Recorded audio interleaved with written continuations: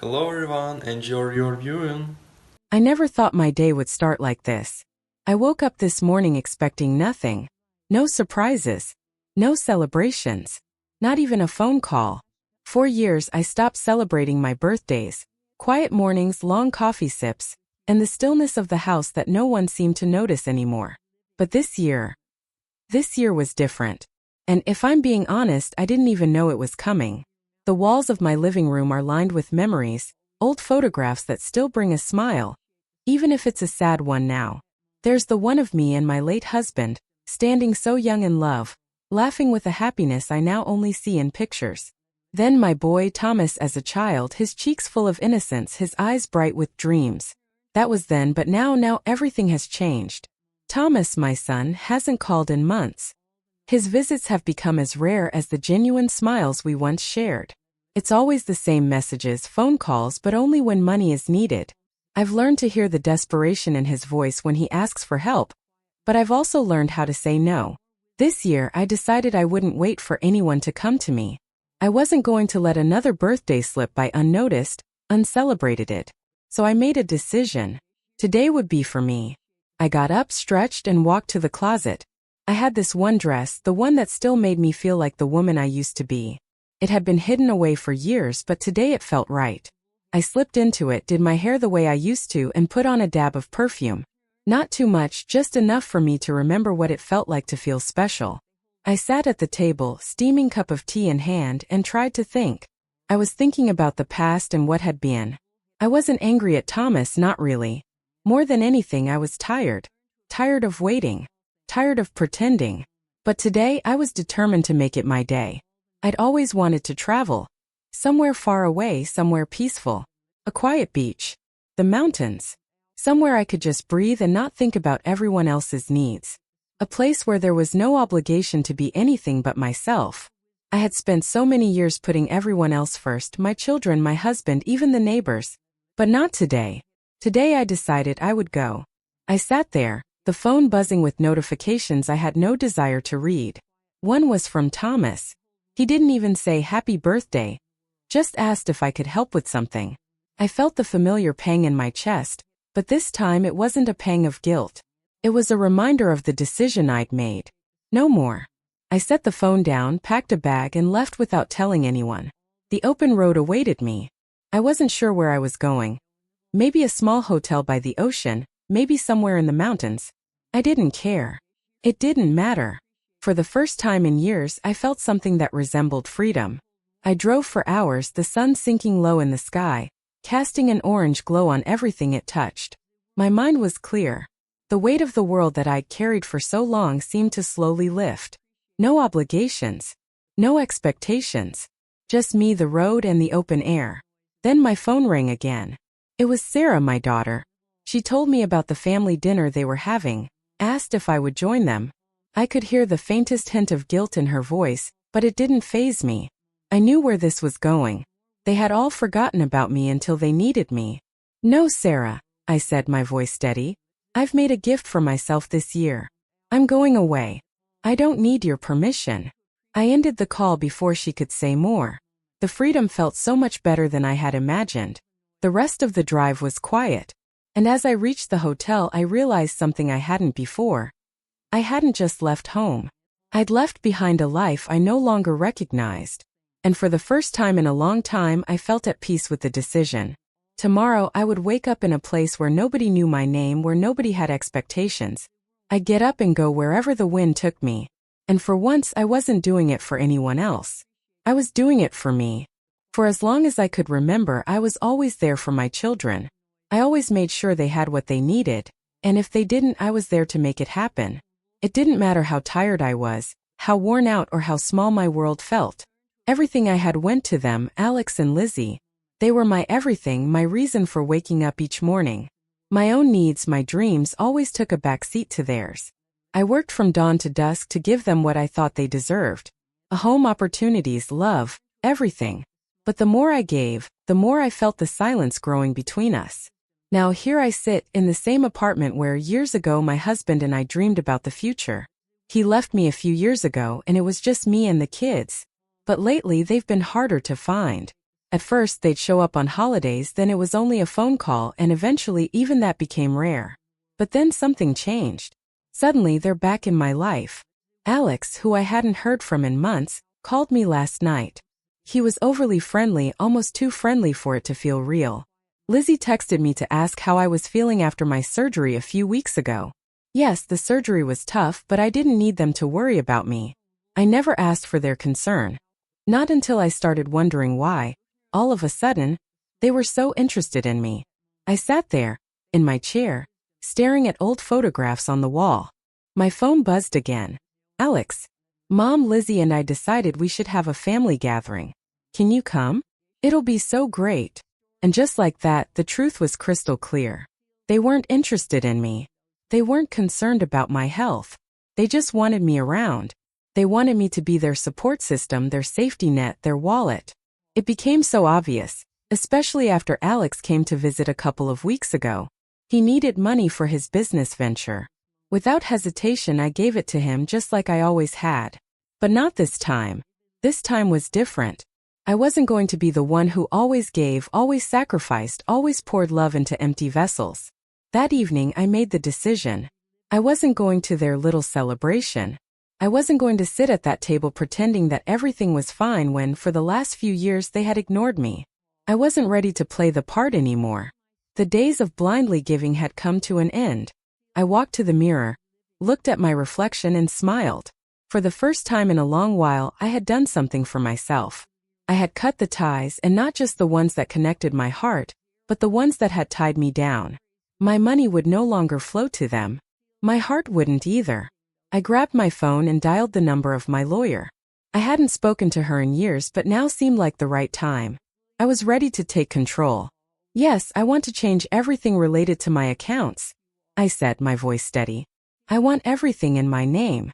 If they want me to be a part of their world, they'll have to find other ways. The next day, I sat down in front of my computer, opened up my financial documents and started planning. My mind raced as I reviewed everything. Every transaction, every expense, every penny I had spent on them. I was making a list, constructing a new future where their demands and expectations had no place. No more blind giving. No more sacrifices. I didn't respond to their calls. I didn't read their messages. I sat back, letting the silence settle in, and for the first time it felt right. This was the beginning of my new life. One where I was in control, where I didn't have to play the role of the mother who was always available, always ready to give, and always overlooked. I had been the one who had always been there, the one who gave everything. Now I was ready to take back what was mine. And that was more than I could have ever asked for. They were going to see what it was like when I stopped giving. They were going to understand that they couldn't take me for granted anymore. I spent the next few hours strategizing. How would I make sure they understood? I wasn't sure yet, but I was determined. There was no turning back now. The phone calls and messages would no longer matter. What mattered now was my peace. Let them search for me, I whispered aloud, as the weight of the years I had spent in their shadow seemed to lift. Let them see what happens when I stop being their safety net. And for the first time I felt a sense of power, something that had long been missing. Something that didn't come from helping others, but from taking care of myself. I was finally putting myself first. And nothing, no one would take that from me. It's been a week since I left for my trip, leaving behind my children and the place where, for years, I gave everything to make sure they could live well.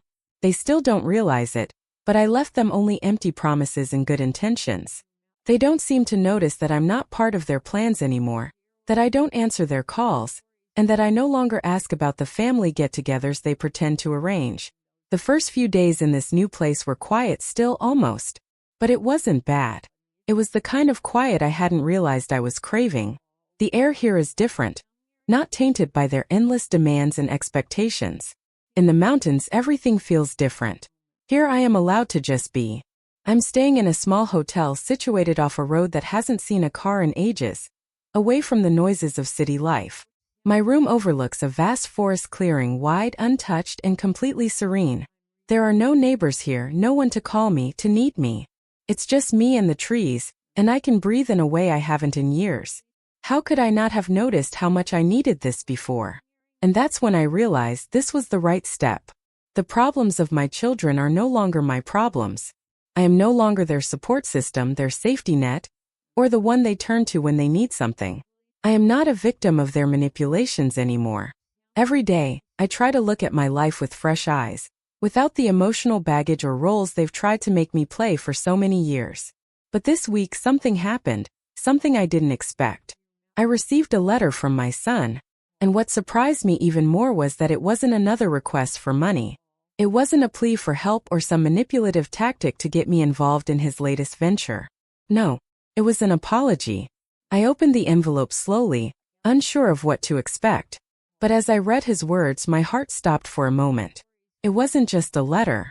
It was an acknowledgement of everything that had gone wrong. He had finally seen it, and the words felt real. He wasn't asking for anything. He was apologizing. "Mom," the letter started, "I know you felt hurt. You were right, I didn't understand until I was left alone. I'm sorry. I didn't treat you the way you deserved." I read it again and again. I could feel the sincerity in his words. For a brief moment, I almost let myself hope. I thought maybe, just maybe, I had made the wrong decision by leaving. But I shook that thought off. I had come too far to look back now. And as I continued reading, I saw something that shook me even more. "Mom, I don't want to drift away from you anymore. I'm ready to help with whatever you need." Took me a few moments to process. Part of me wanted to embrace the idea, to feel validated that he finally understood. But another part of me, my stronger, more resolute self, knew that this was not the path I wanted to walk again. I respected his apology, his acknowledgement of his actions, but I wasn't going to return to the place where I was always the one to give, to sacrifice, to be used. I sat there for a long while, unsure how to respond. I wanted to tell him I understood, that I appreciated the apology, but I didn't want to give him the satisfaction of thinking that everything would go back to how it was before. I had already made my decision, so I responded, briefly, without emotion. No promises. No strings attached. "I appreciate your words. But I've made my choice. My time now belongs to me." I didn't want to say more. I didn't need to. I had said enough. But the next day I received another message. This time it was from Lizzie. I hadn't expected to hear from her either. She had always been more understanding, more caring. But her message was different too. This wasn't just a casual check-in. It was deeper.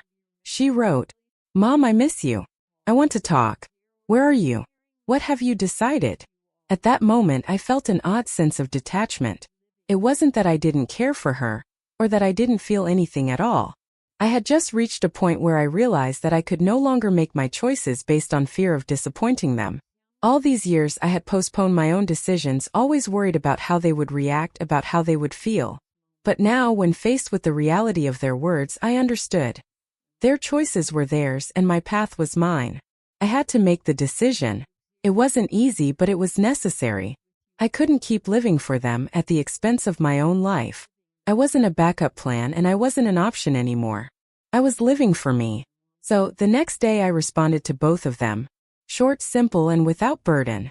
I wasn't going to keep adjusting my life just to keep them happy. Just to keep being needed. They had to understand that I mattered too. I can't keep changing my life for anyone else. It's my turn to live. The response came naturally, almost instinctively. I had made my peace with it. I wasn't going to beg for their approval anymore. They had to respect my choices as I had respected theirs. And today, as I woke up to a fresh morning in the mountains, I realized that I had finally taken control of my life. I no longer feared being forgotten. I had finally made the choice to live for myself. A week had passed since I left for my trip, leaving behind my children and the life I had so selflessly built for them. They had no idea that I had left them only with empty promises and well-meaning intentions. They hadn't yet noticed that I wasn't participating in their plans, that I wasn't responding to their calls, and that I wasn't asking about the family gatherings they orchestrated, pretending everything was fine. The first few days in my new location were silent, but it wasn't a bad silence. I could breathe here in a way I hadn't been able to for years. The air wasn't clouded by their demands or expectations. Everything here in the mountains was different. Here I was free to simply exist. I stayed in a small hotel, tucked away along a road where the sounds of cars and city life hadn't touched in ages. My room overlooked a vast forest clearing. The quiet was soothing. The stillness was comforting. No one was around. It was just me and the trees, and for the first time in a long while I felt at peace. How could I have missed this before? I realized then that I had made the right choice. The problems of my children were no longer my burden. I wasn't their emotional support anymore, and I didn't intend to be when it no longer brought me joy. Every day I spent a little more time reflecting on my life, looking at it with new eyes, without the emotional baggage or roles that had been assigned to me over the years. But this week, something unexpected arrived. A letter from my son. And to my surprise, it wasn't another request for money, nor was it a manipulation to get me involved in his latest crisis. No, this letter was an apology. I opened the envelope carefully and read his words, and for a brief moment my heart stilled. It wasn't just a letter. It was a recognition of what had gone wrong. He had finally seen it, and I could feel the sincerity in his words. For a second, I almost let myself believe that maybe, just maybe, I had made the wrong choice by leaving. But I shook that thought away. I had made my decision. And as I read further, I saw something else that stunned me. Mom, I don't want to drift away from you anymore. I'm ready to help with whatever you need. That caught me off guard. The thought of him reaching out in this way, it was both heartwarming and, in a way, frightening. It made me pause. For years, I had been the one to give, without question, without hesitation. But this time, it wasn't the same. I couldn't just return to the way things were. I sat there, my thoughts swirling. I respected his apology, and I understood the struggles he had been through. But I couldn't just go back to being his rescuer again. I had already made my choice, and I wasn't going to change it just because he had finally acknowledged me. I wrote back. A simple, firm response. No emotions, no expectations. I appreciate your words. But I've made my choice. My time now belongs to me. That was it. I didn't need to say more. I wasn't going to second-guess myself now. The next day, however, I received another message, this time from Lizzie. I didn't expect it. She had always been more caring, more understanding, but her message was different. It wasn't just a casual check-in. There was something deeper in her words. Mom, I miss you. I want to talk. Where are you? What have you decided? I felt a strange calm wash over me as I read it. There was a part of me that wanted to reply, that felt a tug of responsibility. But another part of me, my stronger self, the one that had been making decisions for the past few days, knew that I couldn't keep deferring my own life for the sake of avoiding their disappointment. For too many years, I had made decisions based on the fear of letting my children down. Now, standing at the crossroads of their expectations and my own freedom, I realized that I didn't need their permission. Their choices were their own, and mine was mine to make. So I responded brief, direct, and without guilt. I can't keep changing my life for anyone else. It's my turn to live. There was no second-guessing, no regret. I had to do this for myself. The next morning, I packed up only the essentials. I had already decided I was going to leave. I didn't know where I was going, and that was part of the freedom I was starting to embrace. I just knew I needed to get out of the place where the walls were closing in on me. With only a small bag containing my passport, a few dollars, and a notebook to write down my thoughts, I left. I didn't need to know where I was going. I just needed to be in motion. I didn't need a plan. I needed to live. I hopped on the first bus heading to the coast. I didn't know how long I'd be on the road or what I would find at the end of it. But for the first time in a long time, I felt alive. I didn't have to answer to anyone. No expectations. No demands. Just me and the open road. As the landscape changed around me, I found myself reflecting on the years I had spent pouring my heart and energy into everyone else. I had never let myself do something just for me. I had never been brave enough to live for myself. But now I was. And although I felt a tinge of sadness, it wasn't a heavy sadness. It was a soft one, a gentle reminder that change, though hard, can bring peace. A few hours into the journey, I realized this wasn't just a trip. It was a journey to find myself. I wasn't looking for anyone or anything. I was searching for a new me. For a place where I didn't have to be anyone's support or savior. When I finally arrived at the seaside town, my heart raced with excitement. The streets smelled of salt and the ocean breeze, and I felt a strange calm settle over me. It was as though the universe was telling me, "This is your place. I smiled to myself. But just as I was beginning to settle into this newfound peace, I met a woman in the port. She worked at a local cafe. She seemed so much like me. Not forgotten, not abandoned, but also searching for peace. She recommended I stay a few days just to relax. Although I hadn't planned on it, I agreed. That was a small victory for me. I had allowed myself to stay. I didn't rush to go back home. I was here, and I was no longer afraid of the pressure to please others or live up to their expectations. The next day, I began to feel the changes in myself. My decision to leave everything behind and not wait for approval had altered something deep within me. I was no longer the woman who always put everyone else's needs before my own.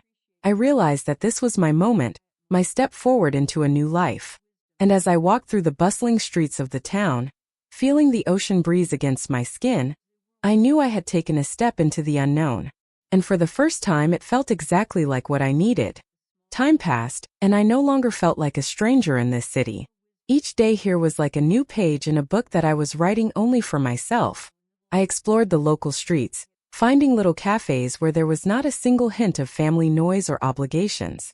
I was learning to live without all the things that once made my life so heavy. I even started to enjoy this new routine. Each morning I woke up without phone calls or reminders. I simply got out of bed, brewed my coffee, and then set out on small walks through the city. No one cared how many hours I spent out, what I was doing, or why. The feeling of freedom that surrounded me was something I had never experienced before. I began to dream about things I hadn't even considered before, things that belonged only to me, free of expectations. One day, as I sat in the park, I noticed a woman who seemed to resemble me. She was around my age, sitting on a bench and watching children running around. Without thinking too much, I decided to approach her.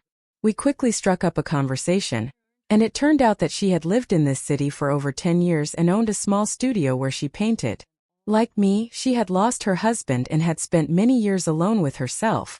And just as I understood, her encounter with the world had left her with only one mission: to live for herself again, without the burden of old responsibilities. We met often after that, talking about our pasts and how the world changes when you decide to give yourself a chance. She showed me her studio, her little world, which I realized I had longed for. She didn't offer me solutions or advice. She was simply there, and that was enough. In that moment, I realized I had finally found someone who saw me, not through the lens of being a mother or grandmother, but simply as a woman. One evening, sitting in a cafe, I understood that this city, these people, they were not part of my old life. And yet here I was, alive, free, and no longer afraid of change. This was my new page. I wasn't going back to what had been. And while my children occasionally tried to call, I felt that they no longer had the right to manipulate my time and emotions. Another week passed, and I decided that I would no longer hide my feelings. I wrote a letter to Lizzie. The response was short but clear. I love you, but now I live for myself. If you want to understand that, I'll be happy. If not, I respect your decision. This letter wasn't emotional or full of disappointment. It was simply a fact. I was no longer the person who could be easily manipulated or whose help could be taken for granted. I was free. And in this new chapter of my life, I began to discover that there was more to who I was than I had ever allowed myself to see. I had been so focused on my role as a mother, a wife, a grandmother, that I forgot what it was like to be me, the person behind those roles. Now I was finally allowing myself to exist for the first time without apologies or fear.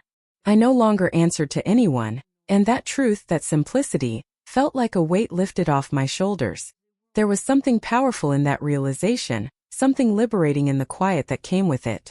As I walked the streets of the city, I began to realize how far I had come. The woman who had once been afraid to say no was now setting boundaries and living freely. The woman who had spent years tied to the needs of others was now, for the first time in her life, living for herself. And that was all that mattered now. I had started on a journey, not just a physical one, but an emotional one. A journey that had no end, no destination. It was simply about living, about being, and about finding peace within myself. It was the beginning of something new, something entirely mine. And that was all I ever needed. The last day of my first month in this new place was drawing near. When I woke up, there was no longer that feeling of anxiety that I had experienced in the early days. The silence wasn't emptiness anymore. It was peace. I had finally learned to love the quiet. And honestly, I was starting to enjoy it. The streets where I now lived were completely different. They weren't noisy or overcrowded with people. There were no bustling markets or shops where you're treated like just another customer among thousands. Here, each day gave me a new opportunity to hear myself. One morning, as I strolled along the waterfront, I saw a man fishing by the shore. He sat with a calm expression on his face, his fishing rod trembling slightly, while the fish perhaps were pulling away from the water, trying to escape the sounds of the world.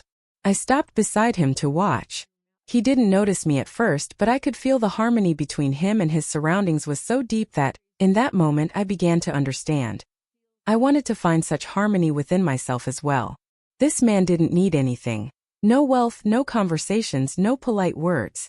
He was simply there, calm, focused on the moment, in the silence and peace of the world around him. How long had it been since I'd felt such harmony? We started talking. It turned out that he was a local, someone who had been fishing for many years. There were no grand gestures, no talks of politics or career achievements. It was just a simple dialogue between two people who were able to appreciate the beauty of the world around them and find a common language without words.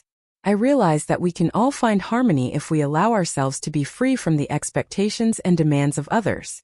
Since that day, I began to visit the waterfront more often. I even took fishing lessons, though I had no intention of becoming a professional. It was more about observing nature, the flow of the water, and how I could feel what truly mattered to me. I started to take time for the small things that once seemed insignificant. Listening to the sound of rain falling, hearing the crunch of autumn leaves beneath my feet, feeling the wind whisper through the trees. And every day I found more peace than the last. My children were still trying to reach me, but I no longer feared being absent from their plans. I respected their right to live their own lives, and I would build mine on my own terms. One evening, sitting on a bench by the river, I felt my thoughts finally lighten. I wasn't worried about whether I had made the right decisions. I was in the world in this moment and nothing else demanded my attention. Silence had become my new companion. They tried to pull me back into their world, but I was already in another. A world where I didn't have to prove anything to anyone or report back on my life. I was ready to leave behind my old existence and embrace the one I had created for myself. My path was no longer prepared by others, and that was the best gift I could give myself.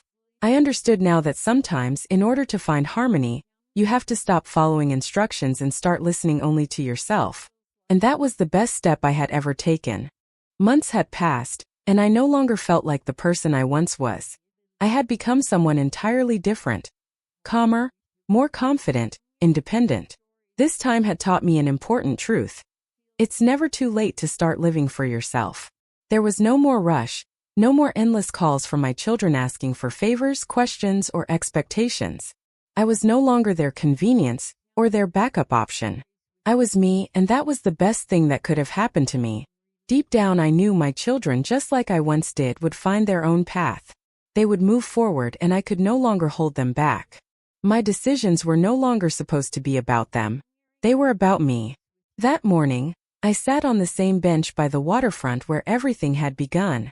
It had become my place for reflection, my place of peace. In my hand, I held the notebook where I had written about every step I had taken for myself. I wrote without knowing what exactly I would leave on these pages, but it was mine. Suddenly, the phone rang again. This time it was from Lizzie. At first, I was surprised, but then I realized I had been expecting this call. It wasn't just another request or pressure. I could hear something new in her voice. Understanding. And maybe even an apology. "Mom, I know we haven't always been right. You were right, and I'm sorry we didn't understand it sooner," Lizzie said. "You did what you had to do, and I want you to know I'm proud of you." I couldn't help but smile. It was honest, unembellished. And I felt something in my heart settle. I couldn't believe that these words were being spoken after everything that had happened. I answered slowly, "I don't expect apologies, Lizzie. I just made a choice for myself. And that choice brings me more joy than any expectations ever did." And although we hadn't discussed everything, I knew I didn't have to explain my decisions anymore. I had done what I thought was right, and for me that was enough. The next day, I decided to leave for the sea. Nothing held me back in the city anymore. I set off on a journey that was my last, and it wasn't an escape, it was liberation. Free from obligations, free from anyone who wanted to control my life. I wasn't afraid of being alone anymore, and that was the most valuable discovery. That evening, sitting on the beach, I watched the sun set over the horizon. My life from this moment on was mine. I no longer tried to be someone I wasn't, no longer sought approval. I was simply myself, and that was enough. After all these years, I had finally found my harmony. The choice had been mine, and I didn't regret it. As I sat on the beach watching the last traces of sunlight fade into the water, I realized that this was what freedom felt like. For the first time, I had nothing to prove, no one to impress. I didn't need to justify myself anymore. I was living for me, and that was the truest form of peace I had ever known. In those quiet moments, I reflected on everything I had been through. The years of sacrifice, of giving without question, of feeling like I was losing myself in the process. But now I could see clearly. All those years were necessary to bring me to this place, this moment where I could finally say, the choice is mine. I closed my eyes, letting the sound of the waves wash over me. The worries, the regrets, the constant pull of others, they had all faded into the distance. In their place was a profound sense of calm, a sense of completion. I had come so far, but in many ways this was just the beginning. I wasn't sure where my journey would take me next, but for the first time I was okay with not knowing. I trusted myself. I trusted my ability to navigate the world on my own terms. They say that when you find peace, you no longer feel the need to chase anything. And I had found it within myself. I didn't need their approval, nor did I need their validation. I had stepped into my own life, and that was the greatest gift I could give myself. And so I sat there watching the night slowly settle in, knowing that my life was now mine to shape. I had made the choice. The world could change around me, but I was no longer bound by its demands. I was free. This was the life I had built, and for the first time I felt truly at home in it. Thanks for watching. Bye bye.